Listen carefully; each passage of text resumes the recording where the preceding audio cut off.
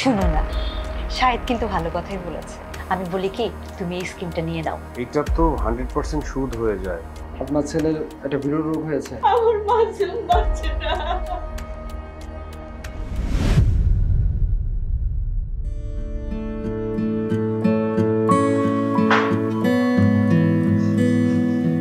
কি ব্যাপার তৃষা, আজকে তো অফ ডে। অফ ডে দিনও কি চা দেরি করে পাবো নাকি, বুঝলাম না তো। ডে অফ তো তোমার, আমার তো কোনো ডে অফ নাই। আমার তো প্রতিদিনই কাজ করতে হয়। আর ডে অফের দিন বসে বসে তোমার একটু পর পর চা চাওয়া লাগে? তুমি কি পারো না ডে অফের দিন আমাকে একটু হেল্প করতে? তা তো করবা না, একটু পর পর চায়ের অর্ডার আর মোবাইল টিপবে। সারা সপ্তাহ পরে বাচ্চা সামলাও, ঘরের কাজকর্ম দেখো, রান্না বান্না করো, আবার একটু পর পর তাদের অর্ডার পালন করো। সব আমাকেই করতে হবে। সংসার একা আমার, আর কারো না। কি ব্যাপারে সাত সকালবেলা আবার কে আসলো? কলিং বেল বাজায় কে? তো বসে না থেকে দরজাটা খুলে দেখো কে আসছে।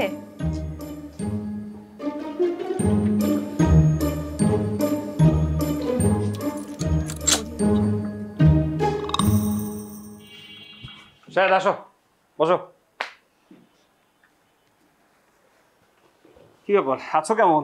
এই তো ভাই আলহামদুলিল্লাহ ভালো। আপনি কেমন আছেন? আলহামদুলিল্লাহ ভালো আছি। এই দিশা, বলো। দিশা এটা দেখো শাহেদ এসছে। শাহেদ এত সকালে? এদিকে আসো। হ্যাঁ আসছি। তারপর কেমন যাচ্ছে দিনকাল? যাচ্ছে। সব ঠিকঠাক আছে তো? আলহামদুলিল্লাহ। আপনার কি অবস্থা? আলহামদুলিল্লাহ সব ঠিকঠাক আছে। ও এত সকাল সকাল সবকিছু ঠিক আছে তো? জি ভাবি সব ঠিকঠাক। এই আজকে ভাইয়ের অফ ডে তো, তাই ভাবলাম সরাসরি বাসায় এসে কাজটা সেরে যাই। কি কাজ? কাজ মানে তোমাকে তো বলা হয়নি, শাহেদ একটা মাল্টি পারপাস কোম্পানিতে চাকরি পেয়েছে। বাহ। অনেকদিন ধরে বলছে যে বাসায় এসে আমাদের সাথে যেন কি একটা কথা বলবে। তুমি আছো, আমিও আছি, আজকে শুনি কি হচ্ছে। কি হচ্ছে বলো তো খুলে বিষয়টা। ভাই আমাদের কোম্পানিতে নতুন একটা স্কিম এসেছে। সেটা হচ্ছে আপনি যদি আমাদের এখানে টাকা ইনভেস্ট করেন, সেটা থেকে আমরা আপনাকে মাসে মাসে একটা ভালো মানের মুনাফা দেব। আসলে না, মানে আমার কাছে বিষয়টা এখনো ক্লিয়ার হচ্ছে না। তুমি একটু খুলে বলো তো, মানে বিষয়টা কি ক্লিয়ারলি। আচ্ছা, আমাদের কোম্পানি আপনাকে লাখে 2000 টাকা করে মুনাফা দেবে প্রতি মাসে, এবং বাৎসরিক একটা বোনাস মুনাফা দেওয়া হবে। সেটা আপনার টাকার পরিমাণের উপর ভিত্তি করে। যেমন মনে করেন আপনি যদি 20 লাখ টাকা রাখেন, তখন সেটার মুনাফা হবে একরকম। আবার যদি মনে করেন 40 লাখ রাখেন, সেটার মুনাফা হবে আর এক রকম। তবে এটা হচ্ছে আপনি এককালীন, মানে বাৎসরিক এককালীন পাবেন, কিন্তু আপনাকে প্রতি মাসে একটা নির্দিষ্ট মানের মুনাফা দেওয়া হবে। ও আচ্ছা, কিন্তু শাহেদ এটা সুদ হয়ে গেল না? ভাইয়া কি সব বলছেন? আমরা তো আপনার যে টাকাটা অলস পড়ে আছে, সেই টাকাটা আমরা আমাদের কোম্পানির বিভিন্ন খাতে ইনভেস্ট করব, এবং সেই ইনভেস্ট থেকে যে প্রফিটটা আসবে, সেই প্রফিটের একটা নির্দিষ্ট মুনাফা আপনাকে দেওয়া হবে। কিন্তু এটা সুদ হয়ে গেল না?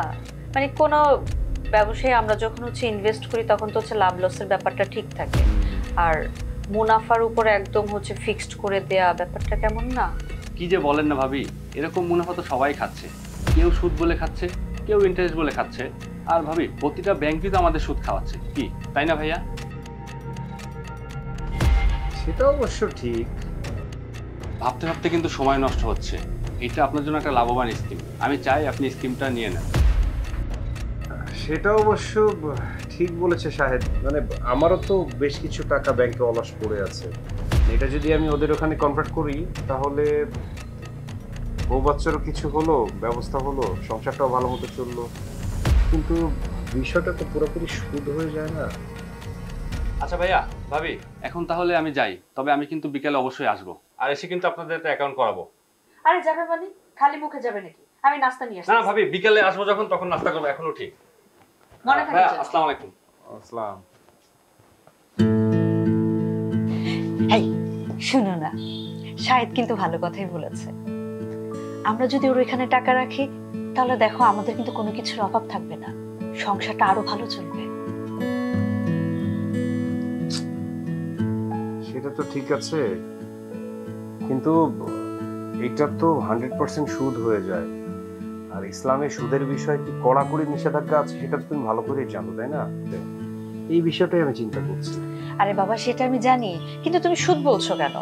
তুমি যদি তোমার টাকাটা বিজনেসে ইনভেস্ট করতে, তখন মুনাফা হতো না? হ্যাঁ, সেটা তো হতোই। তাহলে এখানেও তো তাই হচ্ছে। আমি বলি কি, তুমি এই স্কিমটা নিয়ে নাও।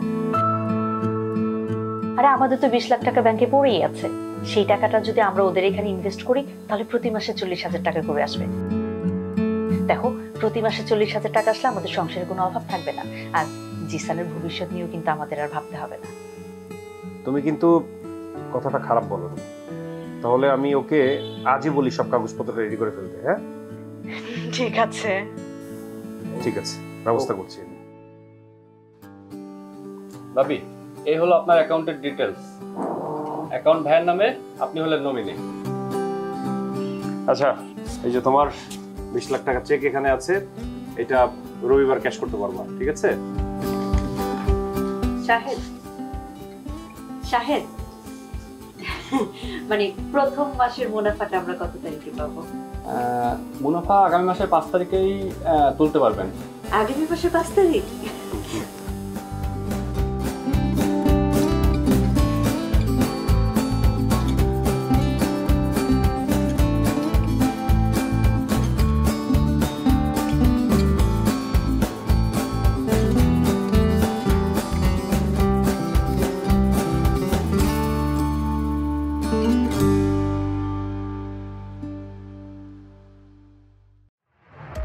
হ্যালো, তুমি কই?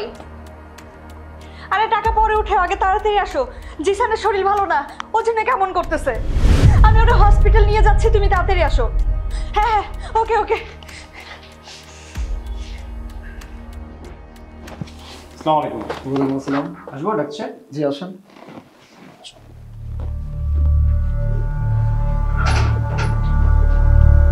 পেপারগুলো এনেছেন? জি ডাকছে। এই যে আপনি যা যা টেস্ট দিয়েছিলেন এখানে সব করা আছে।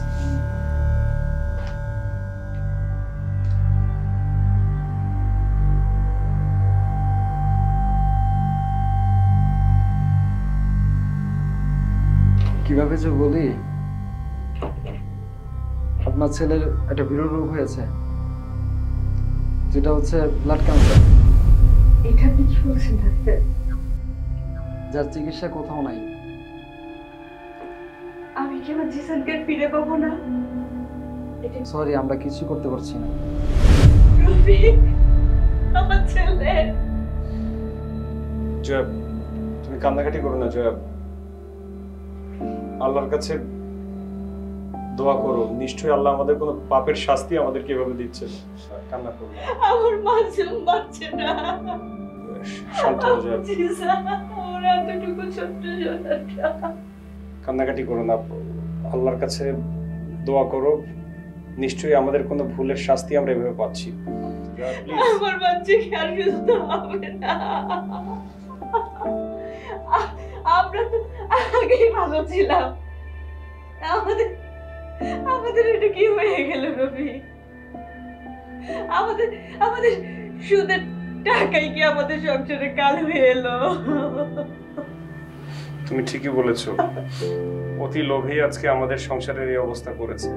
যে সংসারের জন্য আমরা এত কিছু করলাম, যে বাচ্চার জন্য আমরা এত কিছু করলাম, সেই বাচ্চা যদি বেঁচে না থাকে, সেই সংসারে যদি না থাকে, তাহলে আমরা এই টাকা দিয়ে কি করব?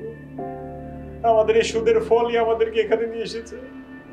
এ আল্লাহ, আল্লাহ তুমি আমার বাচ্চাকে ফেরত দিয়ে দাও। আল্লাহ, তোর বাচ্চার বদলে আল্লাহ তুমি আমাদেরকে অসুস্থ করো, বাচ্চাকে সুস্থ করে দাও। আল্লাহ, আল্লাহ আমাদের পাপের শাস্তি আমার বাচ্চার উপর দিও না।